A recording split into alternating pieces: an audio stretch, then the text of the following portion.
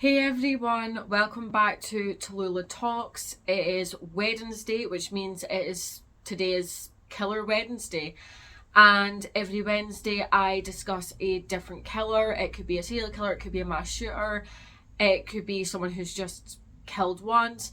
But this week it is a serial killer, and this week's serial killer is a very notorious one. I remember when the news broke of the serial killer, I must have been about 5 or 6, but I remember all the adults talking about it. And that killer's name is Harold Shipman.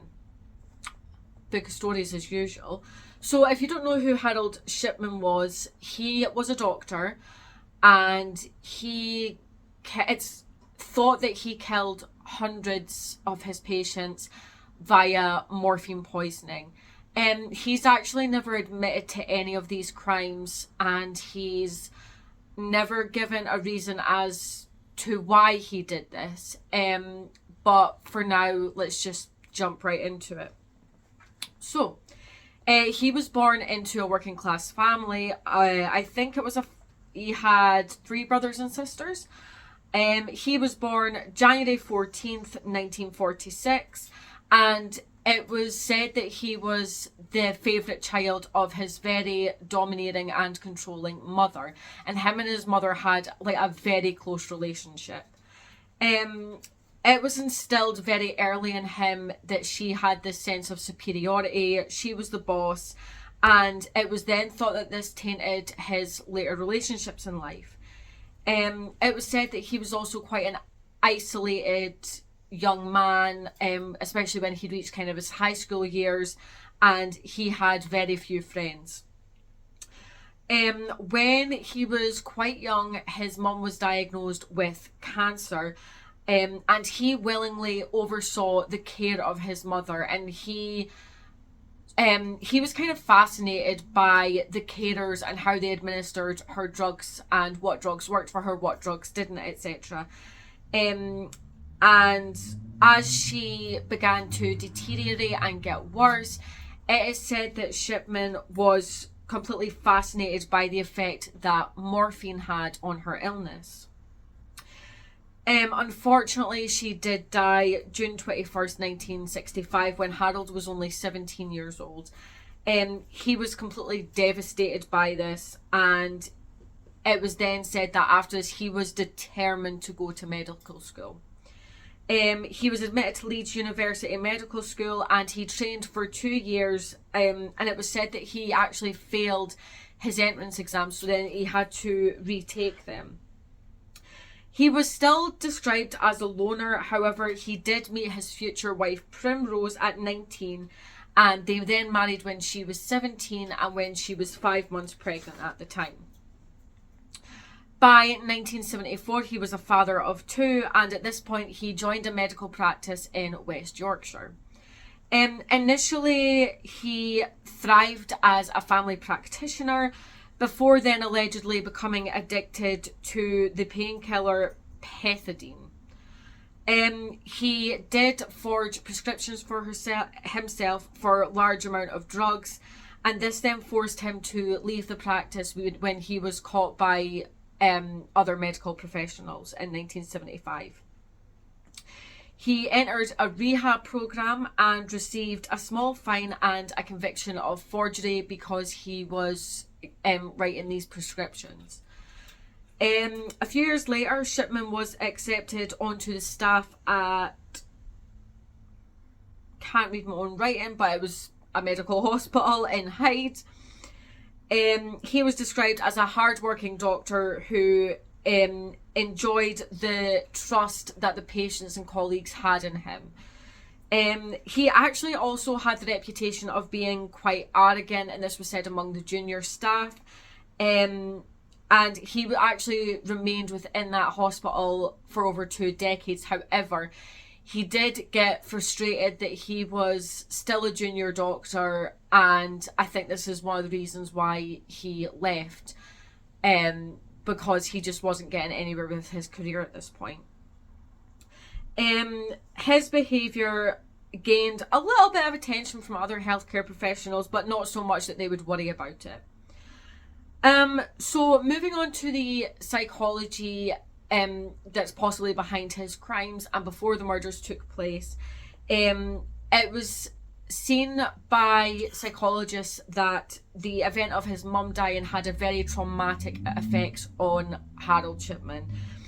And with the memories of care staff looking after her, this really stuck with him, and it is possible that he suffered from some kind of post-traumatic stress disorder. He found solace in his addiction to different drugs, and this went so far as to him injecting morphine. His addiction then moved to both prescription drugs, but then that then very quickly moved to morphine because he wanted to experiment with the imitation of what his mother went through. He was never formally diagnosed with any sort of psychological illness. However, he was known to be depressed and unhappy about being a junior doctor for a long time. And it is possible that he was still dealing with the trauma of his mum dying and the grief of his mother's death. The addiction could also have had lasting effects on different parts of the brain, and this can actually cause a change in personality. Doctors actually also did diagnose him with epilepsy, but they did not know that he was taking drugs at the time. And due to his mum dying, like I said, it is possible he had PTSD, and that he and that this was associated, with lasting effects in the brain. And many who experience trauma often do have substance abuse issues, which we know that Harold definitely did. And this PTSD can actually also cause dissociation, which could be the possible cause for Shipman killing his victims, because he was very standoffish, I guess. He didn't really seem to have any remorse for what he had done to these victims.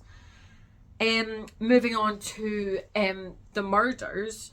So it is thought that he killed around 218 people. However, he was only charged for the cause of 15 deaths. A local undertaker had basically noticed that Shipman's patients were dying at a very high, unusual level. And during his time as a doctor, he gained a reputation as a very trusting doctor, and this encouraged new patients to then trust him because that was his reputation at the time. Over 450 people died in Shipman's care, and because of his reputation, he wasn't then caught until 1998. So I'm going to just list some of the victims and how they died. Mostly they died through morphine poisoning. So you have Marie West, who was 81. On March 6, 1995, she was murdered in her own home by Shipman. However, he was unaware that her friend was in the house at that time.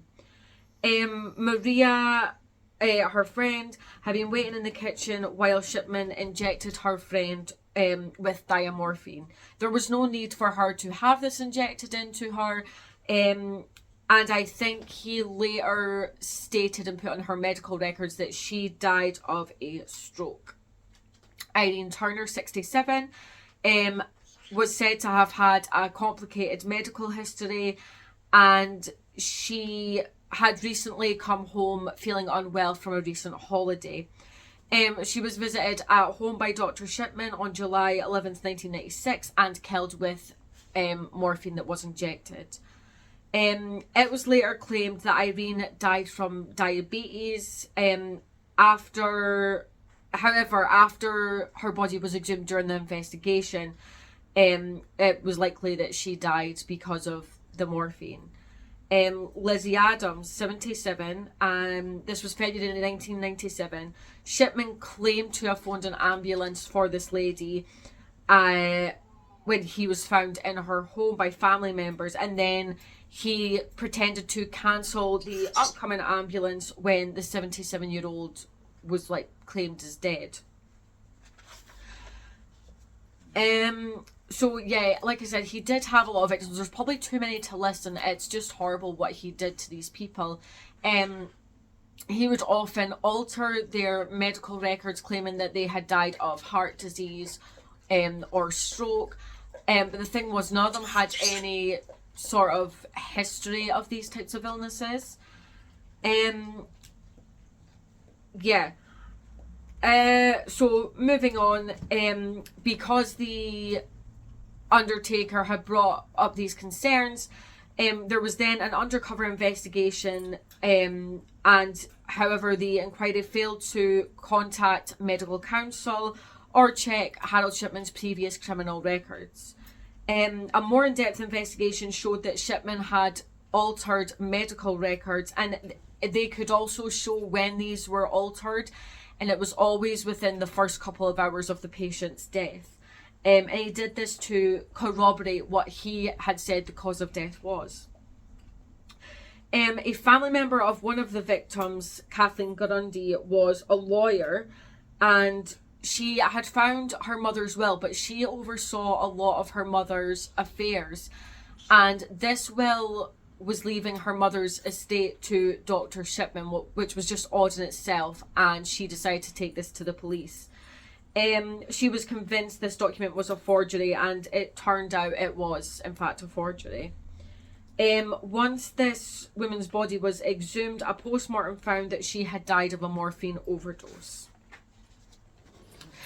Shipman's home was then raided, and he had like a collection of medical records, and he also had a collection of jewellery and the typewriter on which this forgery had taken place.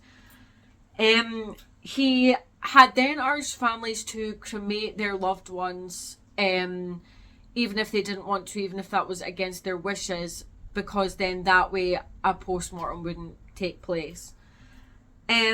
So police found that Shipman would alter medical records straight after killing the victims, and this ensured that it would match historical records of the patients. But however, each of these altercations were time-stamped. He was charged with 15 individual counts of murder and 1 count of forgery on September 7th, 1998. His defense team tried to have like 3 separate trial phases for the different charges. So there was the physical evidence, charges with no evidence at all, and then the forgery of Grundy's will. They wanted the evidence of fraudulent accumulation of morphine thrown out. I'm not sure why. The prosecution then put forward that Shipman had killed because he liked having the control of having someone's life in his hands. And they actually dismissed claims that he was acting out of compassion because none of his victims were long suffering of any sort of illness, so this was just completely ruled out. The government pathologist also told the court that morphine toxicity was the cause of death in mostly all the cases. And as the trial progressed, Shipman's pattern of behaviour did then become clear. He had a lack of compassion and disregard or wishes to that of relatives in accordance to having their loved ones cremated. There was evidence of drug hoarding that came to light, and false prescriptions to the patients who had no need of morphine, or like an over prescription of the ones who did in fact need morphine. The jury unanimously found Shipman guilty on all 15 counts of murder and the 1 count of forgery, and he was sentenced to 15 life sentences without any possibility of parole on January 21st, 2000.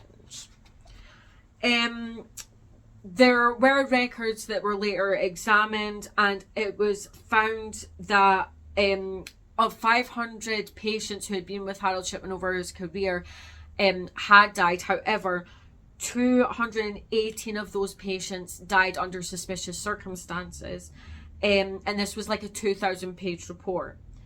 On January 13th, 2004, Shipman was found hung in his prison cell at Wakefield Prison, and he was found hung by his bed sheets. And that is the horrible, horrible case of what he was known as Dr. Death and his unfortunate victims. If you have any cases for me you would like me to cover, definitely leave that in the comments. Definitely hit that subscribe button, and I will see you on Saturday for Saturday's Haunting Hour.